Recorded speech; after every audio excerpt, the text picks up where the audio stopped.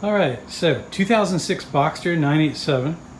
I'm gonna take the information I learned from the tutorial on Rennlist and try to fix the common problem of the black foam eroding and coming out of the heater.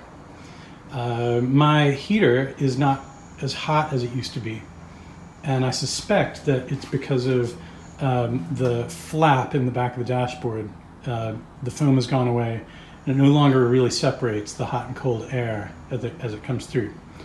I'm going to try to document this as best I can and put into action the things that I saw in the tutorial on the message board, hoping that maybe somebody out there can benefit from this.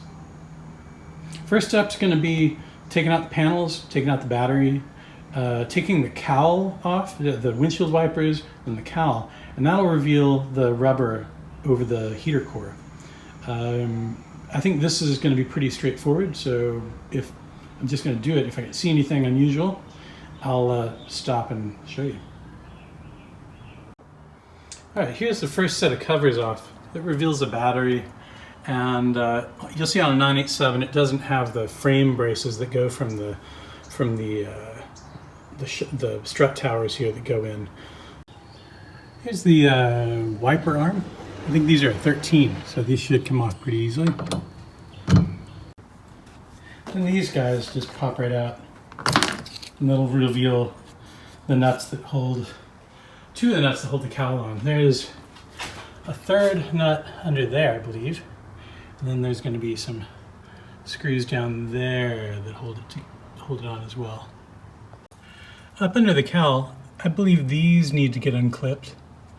So that is one off.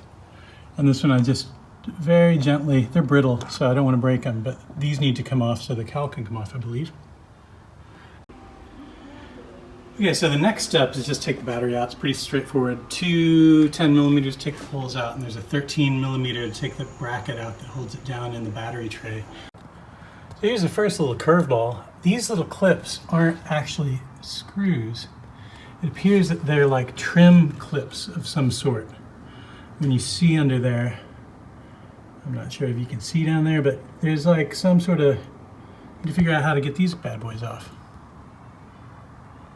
All right, I finally got one of these out over here. It looks like this. So you have to pry it up before you can pull it out. It was kind of tough.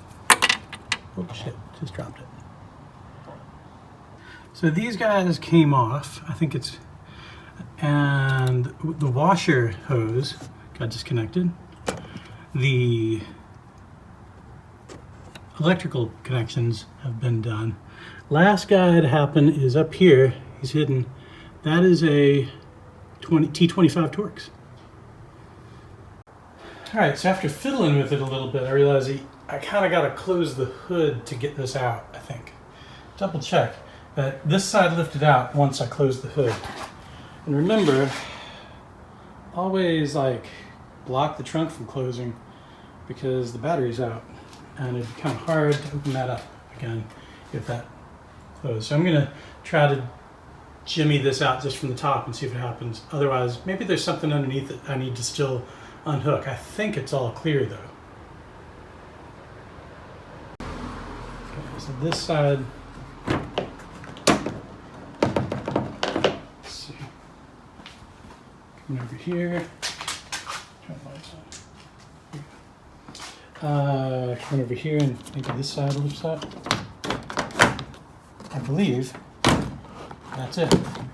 Okay, so I just jiggled it. It's sort of tricky to get it out. But you just move it sideways and be gentle and make sure, and it just pretty much lifted out. Maybe this is super simple for you guys out there, but you folks out there, but this is my first time and I don't want to break anything. So battery's out, cowl's out, but to get that off, I'm going to have to take the wiper mechanism away.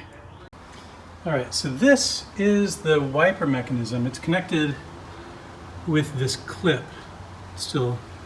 There were three identical 10 millimeter bolts that attached them there, and up on the side.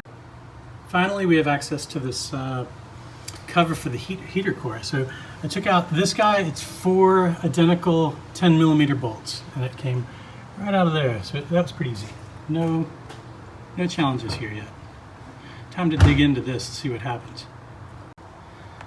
Okay, next step, I removed the hoses. It leaked a little. They said it in the description. I didn't prepare quite right. The first one you pull out, I'd say maybe 3-4 ounces of fluid comes out. So be ready to catch it with some towels and clamp it off as best you can. I'm gonna slowly work around the edge of this and peel this foam cover off the heater core. Slowly peeling this back. My car's got 100,000 miles on it, so it's a little brittle. I'm just being super careful. There's a rubber in there that is said that it'll reseal if you do it right. You can just put it back on the way it came off. But this is it midway. I'm just taking my time, inching it one little finger at a time to make sure I don't tear it. Finally got that off here. Went all the way around the outside, and then slowly inched it off those 2 feeder tubes. I realized once you get in here, you can actually see all the way into the floor. We're into the back of the dash properly here. So now heater core is coming out. When I pulled it out, there's quite a bit in the bottom stuck to here. Heater core doesn't seem to be leaking, which is nice. As I look back in the car, I cleaned the bottom out. When you look in here, turn the light on. It looks like my foam is intact on that side, but there was a bunch down in the bottom. So I'm gonna cut that and see if I can lift the flap out. To cut this top off, I'm gonna use a hacksaw blade very gently and see if I can just trim that off the way he did in his tutorial. Let's see if this hacksaw works. It'd be hard to get a Dremel tool in there. Hang on. I'm about 3/4 of the way through this. I'm using a hacksaw blade, and it is hard to make it straight, but I think with a little bit of elbow grease, I've gotten pretty much all the way through it. So I'm going to try to take this off as cleanly as I can and see what happens. We're really close. I hope I didn't cut anything important underneath it, because my cut wasn't super accurate. Okay, so this came off. You can see how deep it is. It's just a little cap. I could have gone maybe a little deeper, but that's what's underneath it. I'm going to try to lift out the core, the pivot part that they showed in the tutorial. Let me see what's in there and what if I can pull it out. All right, so this is the flap pivot housing. I just wiggled it and it came out. Let's see if I can not drop it. Pulling it out, what it looks like is that. So I'm seeing it was at looks like about 10 o'clock as I look at it. This is it with the cap pulled out. You can see it, down in there. There's that's the clip for the for this guy. And when I reach down inside, it's loose. You can see it move around, but it's still connected on the bottom. The foam is disintegrated. It comes off when I touch it.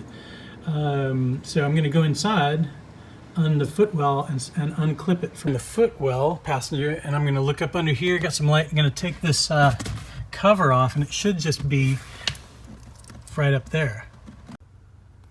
Okay, up under the footwell, and I look it up, and there's this guy up here. I don't know if it's going to focus, but there's one screw, and it's right there, I believe, to the left of the pink. That's the pivot point. I'm going to unscrew that, and that should release the flap from up above. I'm way up under here. This is pretty uncomfortable, but that looks like a little, gosh, it looks like a 8mm nut. I'm not sure. I'll see if that's it. All right, there it is with the screw sort of halfway out, so that helps you identify it. I think it's a 6. No, it might be I think it's a 6mm. That's what it looks like with the cap off. You can see there's like a, let's see if I can get it. There's like an access to it, square. Little screw goes on there. So I'm going to try to put it back where I found it. So I'm back at the top of the car. This is a moment of truth. This should, like, lift out. Let's see. I'm going to pull this over. You can see it's all disintegrated. It looks as though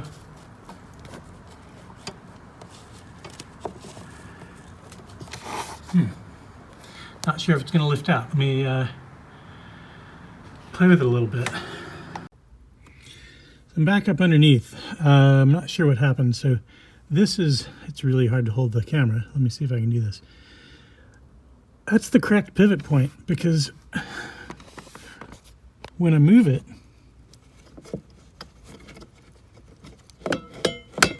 you can hear it. But I've got to figure out how to lift it out. There's something caught. After fiddling with it and pushing and pulling on it, this came out and it is completely devoid of foam. It's gone. So that's why I'm not getting hot air, I'm guessing.